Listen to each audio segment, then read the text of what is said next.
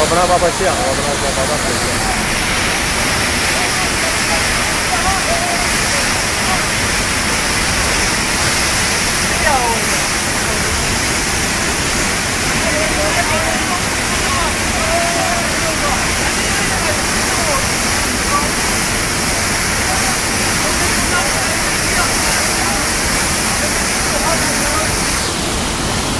Vamos ver.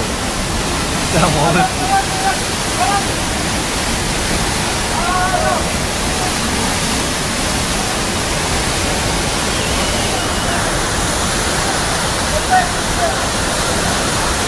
Llámalo, atención al coche.